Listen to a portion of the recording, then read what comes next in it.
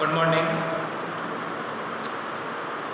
आज हम अगला टॉपिक जो पढ़ाने जा रहे हैं, ठहराव या करार की परिभाषा।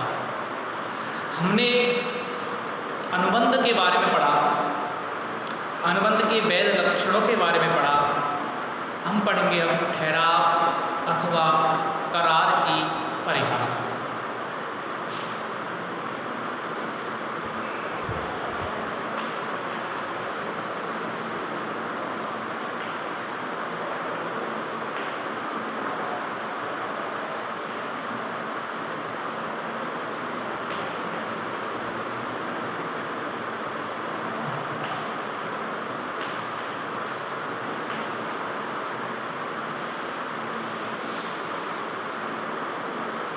धारा 2E के अनुसार प्रत्येक वचन अथवा वचनों का प्रत्येक समूह जो एक दूसरे के लिए प्रतिफल हो, ठहराव या करार कहलाता है। ठीक है, क्या कह रहे हैं? धारा 2E के अनुसार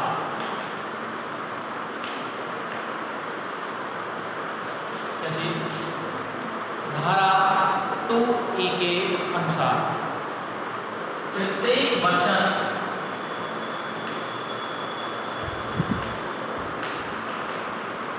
अथवा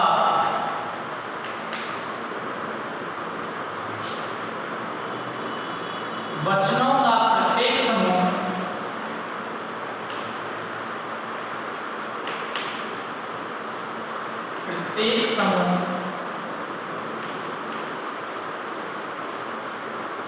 जो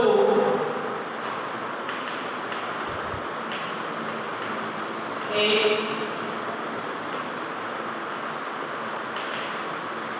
दूसरे के लिए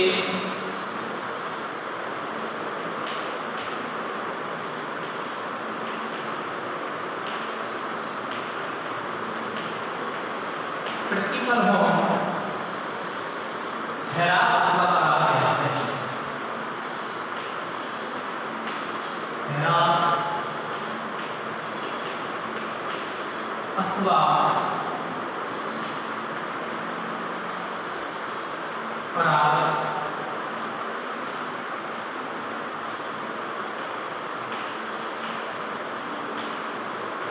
कहलाते हैं। ठीक है, धारा 2E के अनुसार प्रत्येक वचन अथवा वचनों का प्रत्येक समूह जो एक दूसरे के लिए प्रतिफल हो, ठहराव अथवा करार कहलाते हैं। क्या कह रहे हैं? प्रत्येक वचन अथवा वचनों का प्रत्येक समूह जो एक दूसरे के लिए प्रतिफल हो अथवा जब एक दूसरे के लिए प्रतिफल होते हैं, उन्हें हम ठहराव अथवा करार कहते हैं। ठीक है,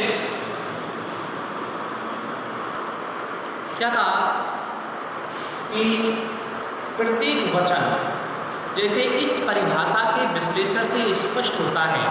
क्या कह रहे हैं? इस परिभाषा के विश्लेषण से ये स्पष्ट होता है कि वचनों के आदान प्रदान से ही ठहराव का जन्म होता है।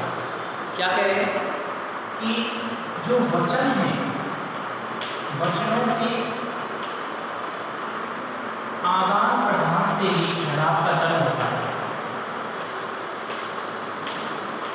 आदान प्रदान से ही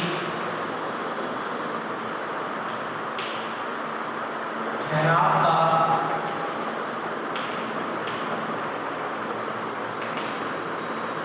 जन्म होता है। वचनों के आदान प्रदान से ही ठहराव का जन्म होता है। ठहराव के लिए प्रस्ताव किया जाता है। ठहराव के लिए क्या किया जाता है? प्रस्ताव किया जाता है, तब उस प्रस्ताव को स्वीकृति दी जाती है। तब उस प्रस्ताव की क्या दी जाती है? स्वीकृति दी जाती है। स्वीकृति देने से ही प्रस्ताव वचन बन जाता है। स्वीकृति देने से ही क्या बन जाता है? प्रस्ताव वचन बन जाता है जब प्रस्तावक को वचनदाता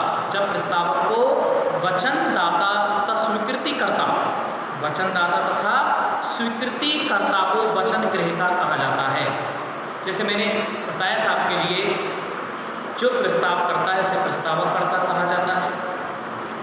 इस प्रकार इन दोनों द्वारा वचनों का आदान प्रदान करने से ठहराव का जन्म हो जाता है। इनके आपसी वचन ही एक दूसरे के प्रतिफल का निर्माण करते हैं। इन्हें सूत्र रूप में इस प्रकार रखा गया है। कैसे रखा गया है सूत्र में?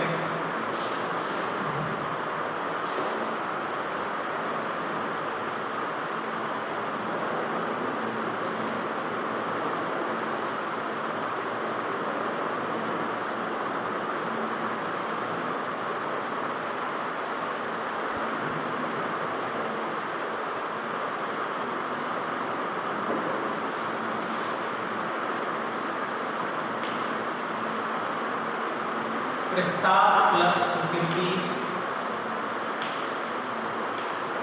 बराबर वचन बराबर ठहराव। ठीक है, इसी सूत्र में रखा गया है प्रस्ताव प्लस स्वीकृति बराबर वचन बराबर ठहराव। संदेश सीधे सीधे शब्दों में कहा जा सकता है कि जब एक व्यक्ति प्रस्ताव करता है और दूसरे व्यक्ति उसे स्वीकार कर लेता है तो ठहराव बन जाता है। क्या कह रहे हैं कि जब एक व्यक्ति प्रस्ताव करता है, दूसरे व्यक्ति उसे स्वीकार कर लेता है तो उससे ठहराव बन जाता है। इस प्रकार दो व्यक्तियों के द्वारा दी गई पारस्परिक सहमति हो गई परिणाम है। किसका? कि दो व्यक्तियों के द्वारा दी गई सहमति, दो व्यक्तियों के द्वारा दी गई सहमति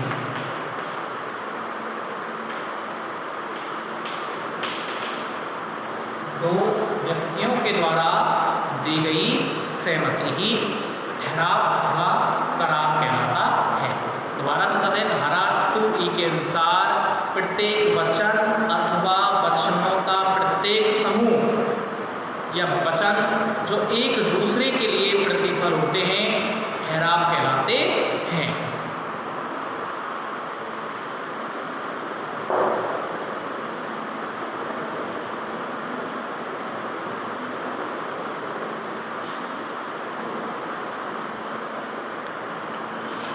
अब हम पढ़ेंगे ठहराव तथा अनुबंध में अंतर।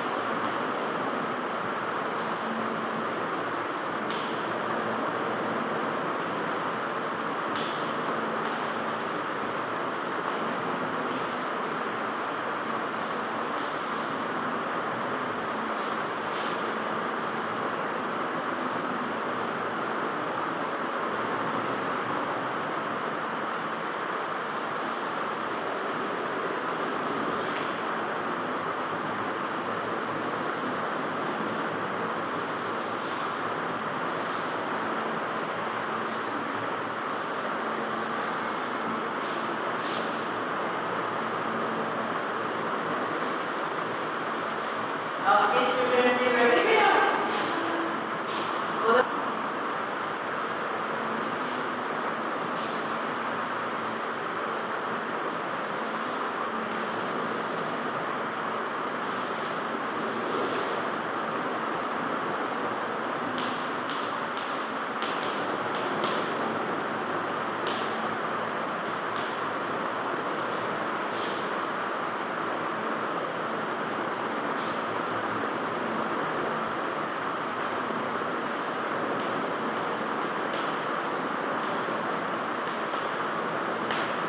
ठीक है, अंतर का आधार ठहराव और अनुबंध। ठीक है, सबसे पहले हम इनकी परिभाषा पढ़ेंगे। क्या पढ़ेंगे? इनकी परिभाषा की परिभाषा क्या है।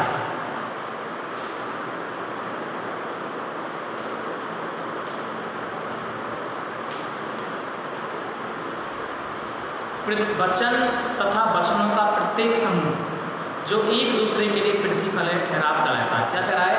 वचन अथवा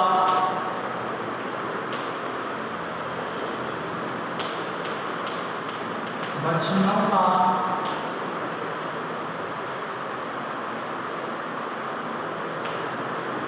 प्रत्येक समूह जो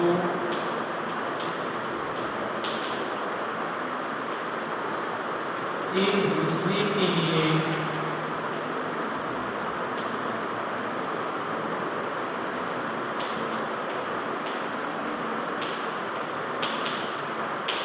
प्रतिफल, ठीक है, ठहराव कहलाता है।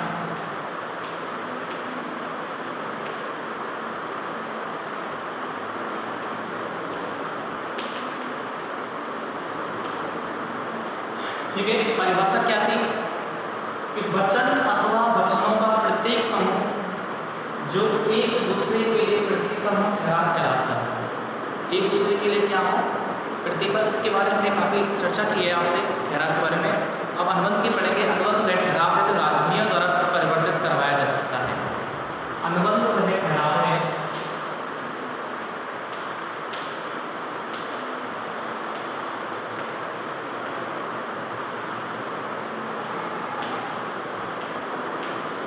जिसे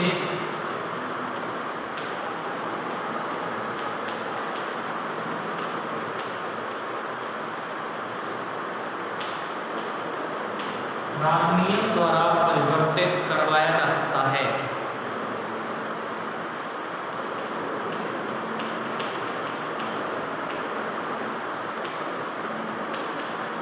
करवाया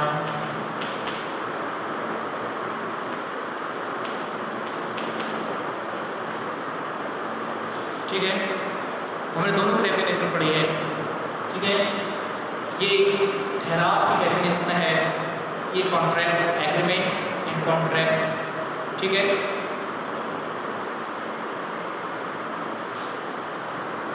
वचन अथवा वचनों का प्रत्येक समूह जो एक दूसरे के लिए प्रतिफल हो ठहराव कहलाता है। अनुबंध वह ठहराव है जिसे राजनियम द्वारा परिवर्तित करवाया जा सकता है, अनुबंध कहलाता है। ठीक है, अब निर्माण।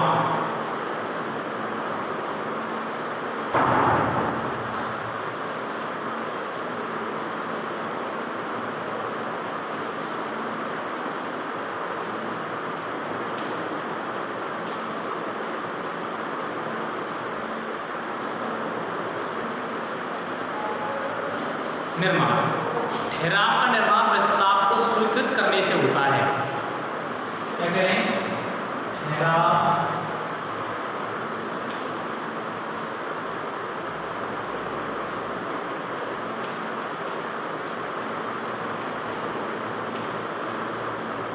निर्माण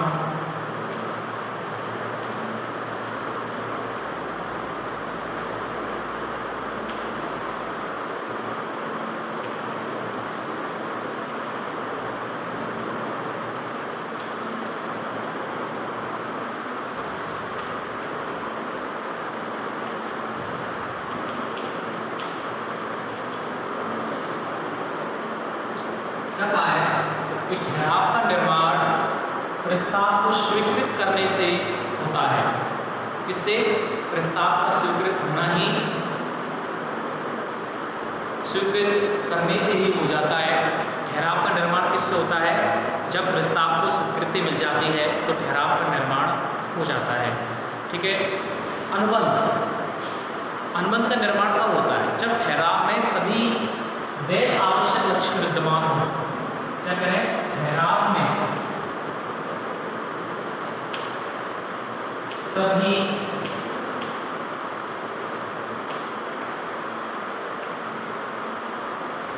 आवश्यक लक्षण मौजूद हैं, सभी वैध लक्षण मौजूद। इसे ध्यान से, सभी वैध लक्षण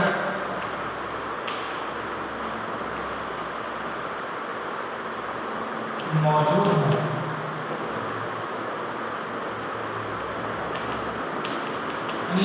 अनिवार्यता क्या है? ठहराव तथा उसकी अनिवार्यता से अनुबंध का निर्माण होता है। किससे? ठहराव तथा उसकी अनिवार्यता से ठहराव का निर्माण होता है। ठीक है, अब आगे बढ़ते हैं।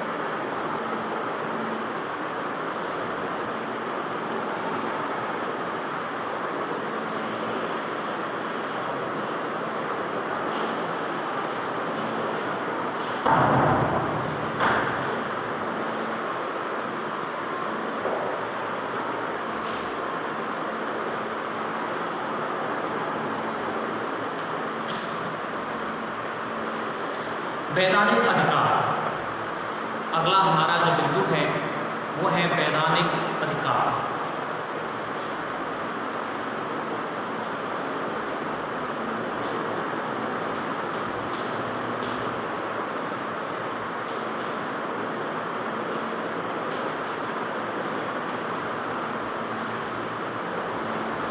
क्या है वैधानिक अधिकार? ठहराव से पक्षकारों के वैधानिक अधिकारों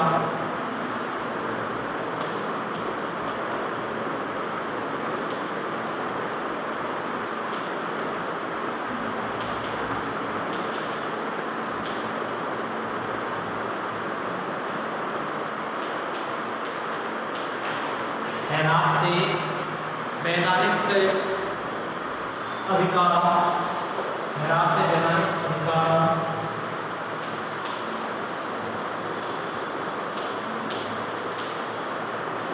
वैधानिक अधिकारों एवं दायित्वों का जन्म होना आवश्यक है। एवं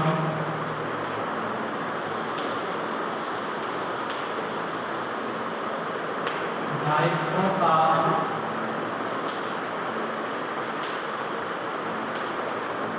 जन्म होना दायित्वों का जन्म होना आवश्यक है, आवश्यक नहीं है ना, आवश्यक नहीं है।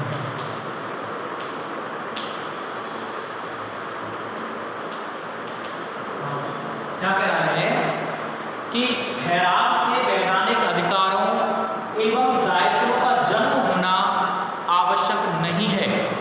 ठीक है, ठहराव से वैधानिक अधिकारों एवं दायित्वों का जन्म होना आवश्यक नहीं है।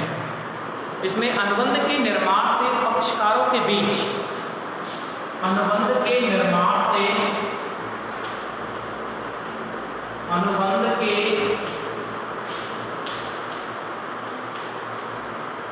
निर्माण से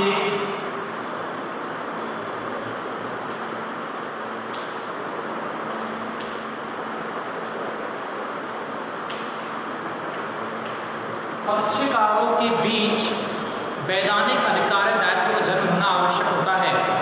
वैधानिक अधिकारों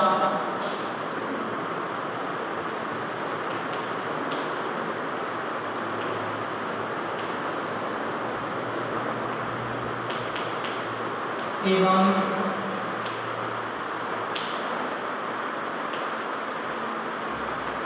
दायित्वों का जन्म होना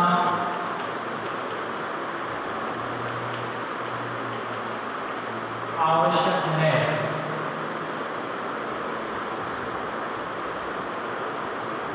ठीक है, इन्हें एक बार देखिए, फिर हम आगे बढ़ते हैं।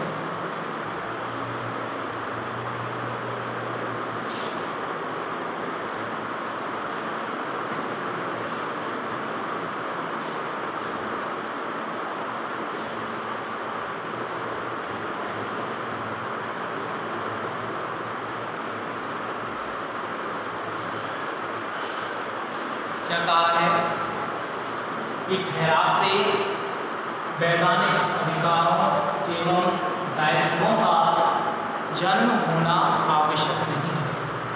ये बात कह रहे हैं कि ठहराव से जरूरी नहीं है, ठहराव से जो वैधानिक जो अधिकार हैं, क्या करें, ठहराव से वैधानिक अधिकार एवं जो दायित्व हैं उनका जन्म होना आवश्यक नहीं है। लेकिन अनुबंध के निर्माण से, अगर हम अनुबंधों के निर्माण आविष्कारों के बीच वैधानिक अधिकार, कौन से वैधानिक अधिकार एवं दायित्व, इनका जन्म होना बहुत आवश्यक है, इनका जन्म होना। ठीक है, अब हम अगला पॉइंट में पहुंचते हैं।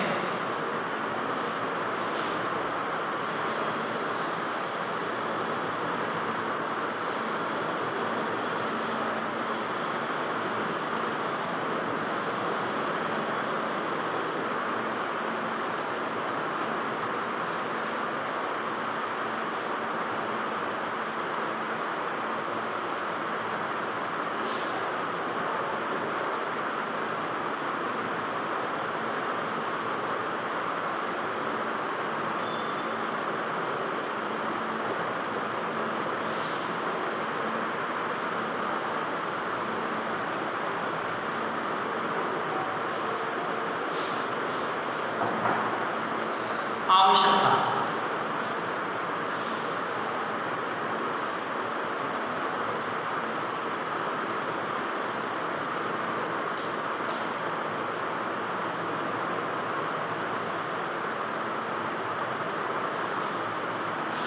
क्या है आवश्यकता, ठहराव के लिए किसी अनुबंध की आवश्यकता नहीं पड़ती है।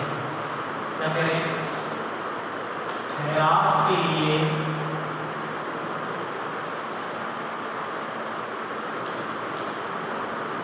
किसी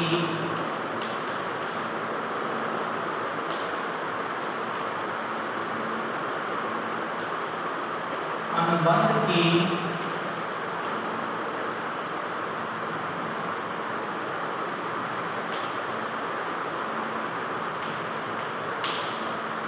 आवश्यकता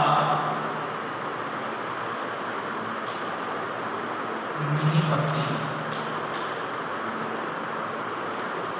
क्या करें, ठहराव के लिए किसी अनुबंध की आवश्यकता नहीं पड़ती है।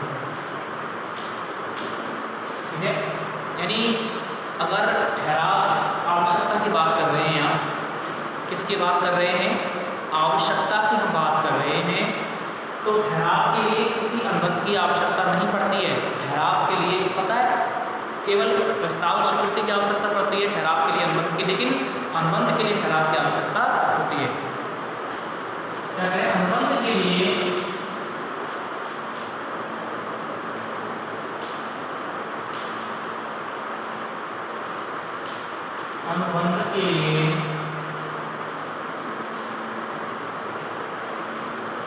ठहराव का होना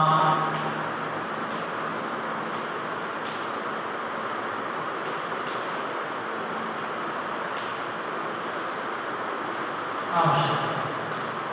क्या करें, अनुबंध के लिए ठहराव का होना आवश्यक है। ठहराव के लिए किसी अनुबंध की आवश्यकता नहीं पड़ती है, तो अनुबंध के लिए ठहराव का होना आवश्यक है। ठीक है, अब आगे बढ़ते हैं।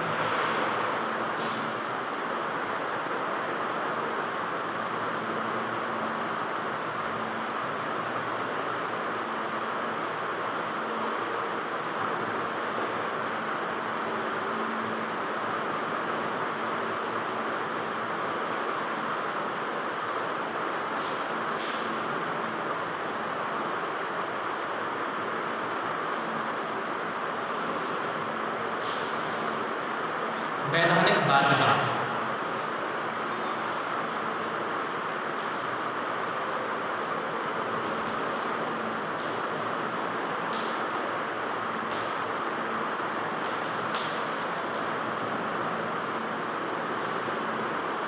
इसके बाद वैधानिक बाध्यता कि ठहराव वैधानिक रूप से बंधनकारी नहीं होता है।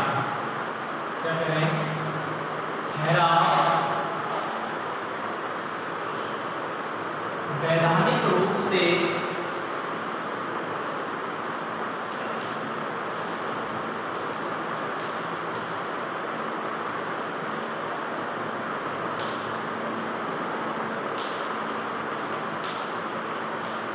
बंधनकारी नहीं होता है। क्या कह रहे हैं? जो ठहराव है वह वैधानिक रूप से बंधनकारी नहीं होता है। कहने का मतलब यह है ठहराव पर किसी भी तरह का कोई भी बंधन नहीं होता है। ठीक है, समझ रहे हो? ठहराव पर किसी भी तरह का कोई बंधन नहीं होता है, इसलिए ठहराव बंधनकारी नहीं होता है। अनुबंध के लिए अनुबंध निश्चित रूप से वैधानिक रूप से बंधनकारी होता है। अनुबंध निश्चित रूप से क्या कहें?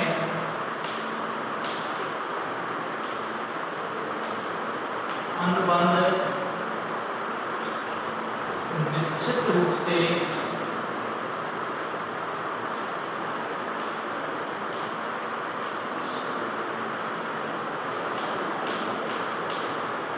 बंधनकारी होता है।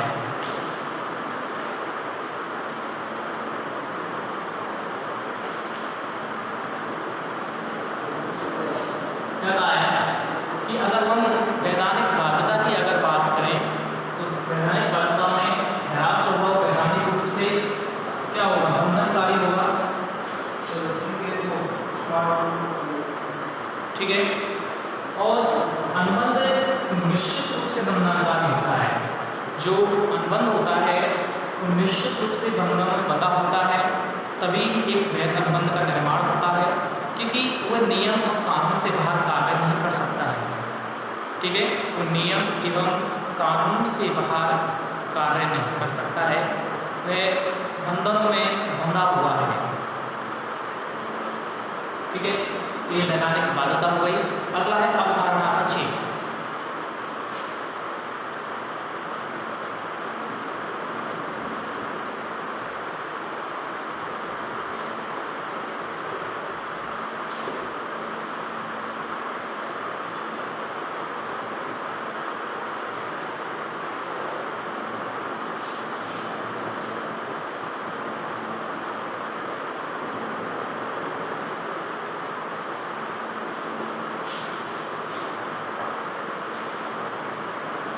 अवधारणा का छेद।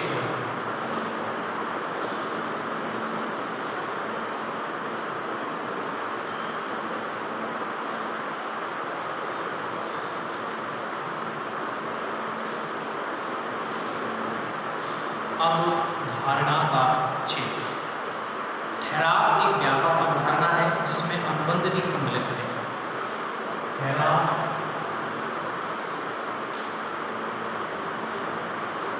एक व्यापक अवधारणा है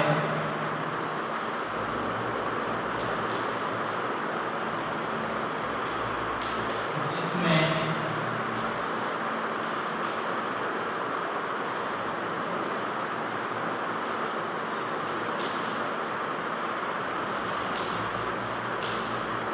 अनुबंध शामिल है।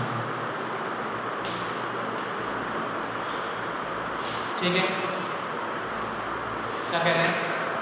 ये ठहराव एक व्यापक अवधारणा है जिसमें अनुबंध शामिल है। अनुबंध एक सीमित अवधारणा है। अनुबंध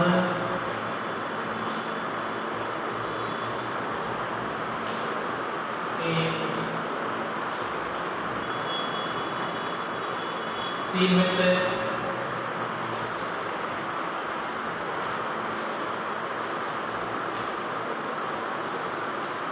अवधारणा है।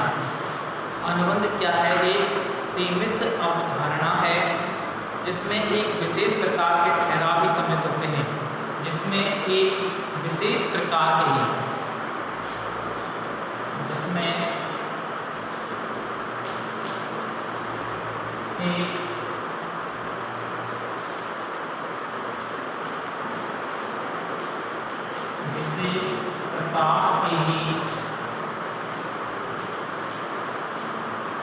एक विशेष प्रकार के ही ठहराव शामिल होते हैं।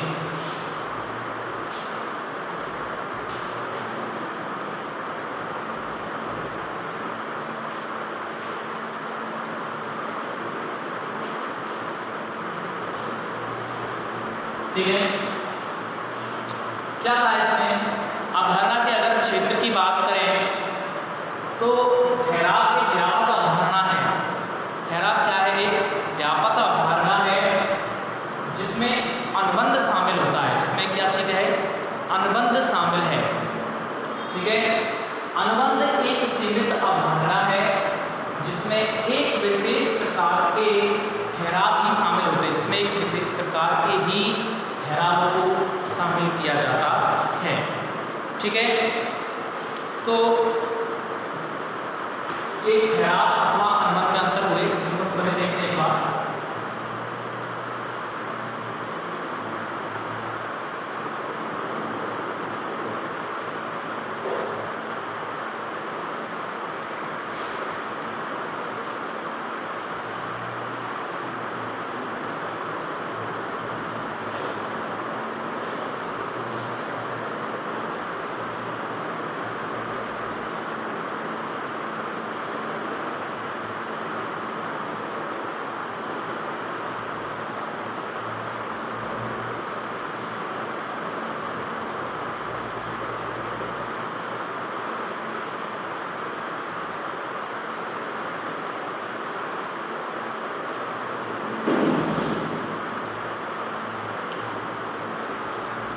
परिभाषा हमने पढ़ी।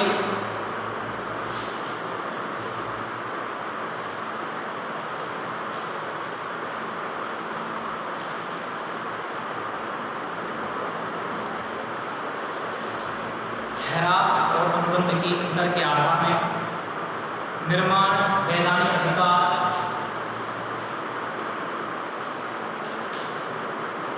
निर्माण के बारे में पढ़ा।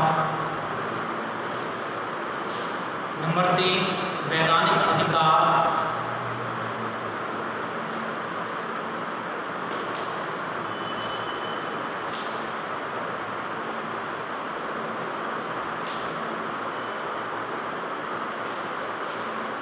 नंबर 4 आवश्यकता। ये वैधानिक अधिकार एक महत्व है।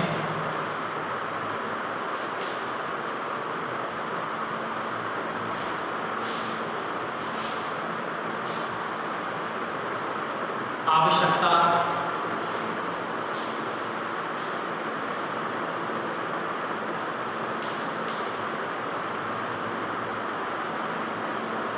वैधानिक बाध्यता,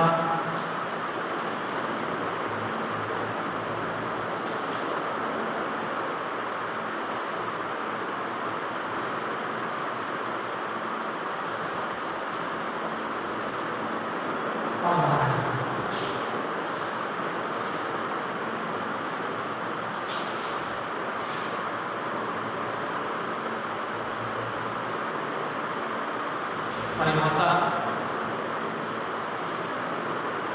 निर्माण, वैधानिक अधिकार एवं दायित्व,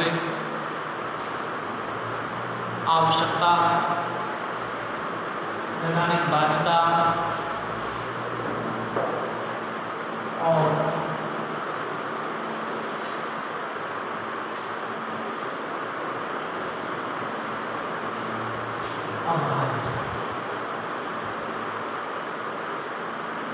ठीक। हमने इसमें क्या पढ़ा कि अनुबंध, ठहराव अथवा करार किसे कहते हैं, उसकी परिभाषा, अनुबंध एवं ठहरावों में अंतर। ठीक है, थैंक यू।